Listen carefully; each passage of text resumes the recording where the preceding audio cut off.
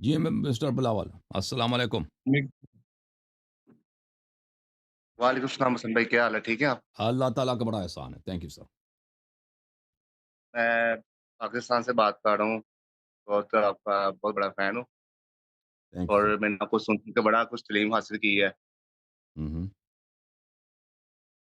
تو حسن thank you بھائی میرے میرا بھائی۔ بس یہ حسن بھائی میری پاکستان کے بڑی کس جگہ سے کال کر رہے ہیں بھائی؟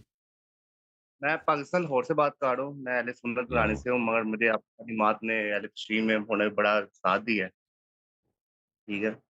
تو میرے آپ زندہ سے باد۔ بس ایک چھوٹا سا سوال ہے کہ مجھے بتا دیں کہ یہ جو پاکستان میں جتنے بھی صوفیہ اکرام ہیں اور یہ جتنے بھی لوگ ہیں جو پیروں کو مانتے ہیں اور پیروں کو مانتے ہیں، اہل بیت نے اس چیز کی اجازت دی ہے کہ ہم ان کی پیروی کریں؟ نہیں نہیں نہیں، صوفی جو بھی صوفی ہے وہ ملعون ہے، ٹھیک ہے نا؟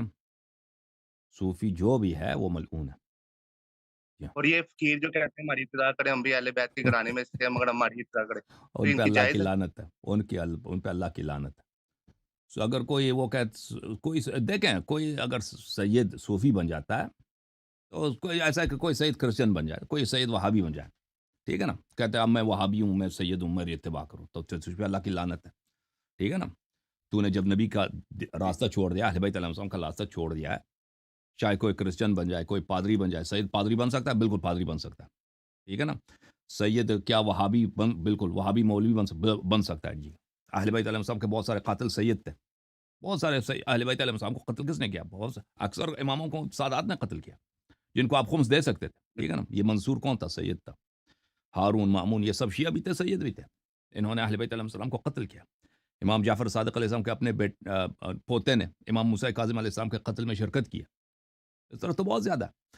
تو یہ اگر کوئی شخص نسل اہل بیت علیہ السلام سے تعلق رکھتا ہو اور وہ عقیدے میں منحرف ہو، عمل میں منحرف ہو، چاہے صوفی بن جائے، چاہے کوئی کمیونسٹ بن جائے، کوئی بھی غلط راستے پہ چلے، تو آپ دیکھیں رسول صلی اللہ علیہ وسلم کی نسل سے صرف 11 امام ہیں۔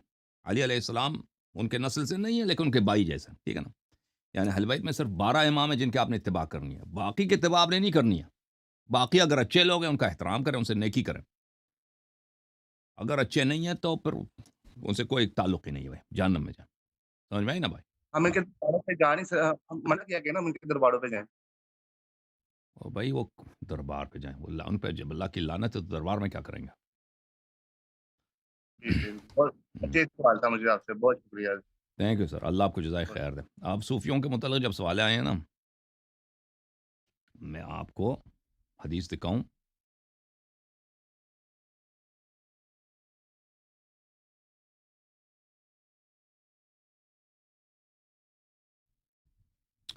یہ کتاب ہے مستدرک الوسائل و مستنبت الوسائل لشیخنا مرزا حسین النوری رحمۃ اللہ علیہ، جلد نمبر 11 ہے، سن 1991 میں چھپی ہے، یہاں پہ ملاحظہ کریں، صفحہ نمبر 380، حدیث نمبر 25، یہاں پہ صحیح سند کے ساتھ روایت کرتے ہیں کہ امام حسن عسکری علیہ الصلاۃ والسلام نے فرمایا، یا ابا ہاشم، ابو ہاشم جعفری سے، تو یہاں پر وہ فرماتے ہیں کہ ایک زمانہ آئے گا کہ لوگوں کے چہروں پہ بہت مسکراہٹ ہوگی لیکن ان کے دل تاریک، سیاہ ہوں گے، سنت ان میں بدعت ہوگا، جو نبی صلی اللہ علیہ وسلم کا طریقہ کار ہے، احادیث وغیرہ، یہ اس کو کیا کہیں گے کہ لوگ اس کو بدعت پکاریں گے۔ شیعوں میں یہی ہے کہ نہیں؟ ابھی بالکل یہی ہے، والبدعت فیہم السنہ، اور بدعت کو یہ سنت کہیں گے۔ جماعت عمریہ میں بھی یہی ہے، ہاتھ کھول کے نماز پڑھنا جو سنت ہے وہ بدعت ہے، اور ہاتھ باندھ کے نماز پڑھنا جو بدعت ہے وہ سنت ہے۔ المؤمن بینہم محقر، مومن کو تحقیر کیا جائے گا، مومن کو کہیں گے کہ یہ پاگل ہے، یہ بیوقوف ہے، یہ نادان ہے، یہ مائسکس ہے۔ والفاسق بینہم موقر، اور فاسق اس کی توقیر، اس کا احترام، اس کے لیے فنکشن رکھیں گے، بھائی کہ بہت بڑا فاسق آیا آج ذاکر نائب صاحب، ٹھیک ہے، اس کے لیے فنکشن، شیعہ مولوی کو بھی لے کے آؤ۔ اللہ کی لعنت۔ امراؤہم جاہلون جائرون، ان کے امیر جو ہیں کیا ہوں گے؟ ان کے بادشاہ سب جاہل اور سب ظالم۔ وعلماؤہم فی ابواب الظلمت سائرون، اور ان کے عالم جو ہے نا وہی اسی ظالم بادشاہوں کے دربار پہ ان کی لائن لگی ہوگی، اس کی تعریف کریں گے کہ ہمارا ولی فقی ہے، یہ منصور دوانقی ہمارا ولی فقی ہے، منصور ثانی یہ ہمارا لیڈر ہے، یہ فلان ہے، یہ فلان ہے۔ اچھا، علماء جو ہیں وہ سب ان کو کچھ آتا ہی نہیں ہوگا سوائے ظالمین کے گیت گانے کے علاوہ. اغنیاءہم یسقون زاد الفقراء واصاغرہم یتقدمون علی الکبراء. جو امیر ہوں گے وہ غریبوں کے مال چوری کریں گے، اور جو چھوٹے ہوں گے وہ بڑوں پہ تقدم حاصل کریں گے. اچھا، یہ چلتے چلتے کہتے ہیں علماءہم شرار خلق اللہ علی وجہ الارض. امام علیہ السلام نے فرمایا اس زمانے میں علماء، اب بالکل آج کا زمانہ ہے، وہ جماعت عمریہ کے لیے بھی ہے، شیعوں کے لیے بھی ہے. علماء اس زمانے کے علماء دنیا میں بدترین جو خلق ہوں گے نا، سب سے بدماش ترین، سب سے فاسق ترین طبقہ علماء ہوں گے، امت کے علماء ہوں گے. بدترین زمین اللہ کی مخلوق اس زمانے کے عالم ہوں گے. لأنہم یمیلون الی الفلسفۃ والتصوف، کیونکہ ان کا میل و رجحان ہوگا، محبت ہوگی ان کو کس سے؟ فلسفہ اور تصوف سے. اور یہ بالکل شیعہ علماء کے 98% یہی حالت ہے. آج کے زمانے میں شیعہ علماء کے 98% یہ فلسفہ، عرفان، تصوف کے یہ مرید ہیں. وَأَيْمُ اللَّهِ إِنَّهُمْ مِنْ أَهْلِ الْعُلُومِ وَالتَّحَرُّفِ. امام عسکری علیہ السلام فرماتے ہیں اللہ کی قسم یہ کھجی تیرے راستے اور انحراف کے راستے پر ہوں گے. یبالغون فی حب مخالفین، یہ ان کا کام ہوگا کہ اہل سنت کی محبت کے گیت گائیں گے کہ ان سے اتحاد کرنا، یہ ہمارے بھائی ہیں، یہ ہمارے نفس ہیں، یہ ہماری جان ہے، ان پہ صدقے، ان پہ قربان. ٹھیک ہے، فلسطین کے لیے سب قربان کرو. یبالغون یہ برباد ہو جائیں فلسطین کو بچانا. وہ فلسطین کو بھی نہیں بچا سکے نا، مزے کی تو یہ بات، فلسطین کو بھی تباہ کر دیا، لبنان کو بھی تباہ کر دیا، اب ایران کی باری، اس کو بھی انہوں نے غرق کرا دینا. وَيُذِلُّونَ شِيعَتَنَا وَمَوَالِينَا، اور ہمارے شیعوں کو گمراہ کرتے ہیں یہ لوگ. اچھا، بالکل شیعہ علماء کا ایڈریس ہے، یہ بہت واضح ہے. پھر اسی کتاب کے جلد نمبر 12 میں جو سنہ 1991 میں چھپی ہے، یہ حدیث ملاحظہ کریں. امام رضا علیہ الصلوۃ والسلام سے روایت ہے کہ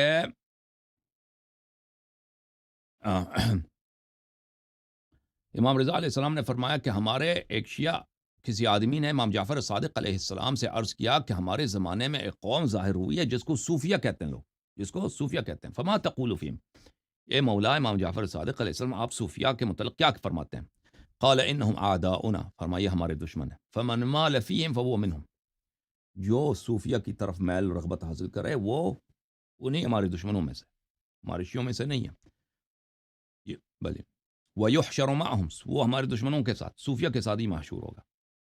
اور آج ہمارے زمانے میں آپ یقین کریں آپ کے اکثر مراجع ان کا میل کیا، ان کو تصوف کو مانتے ہیں، تصوف کی پرچار بھی کرتے ہیں. تصوف قوم میں جائیں، تصوف کے اتنے دروس ہیں بے شمار، کہیں فصوص کا درس ہے، کہیں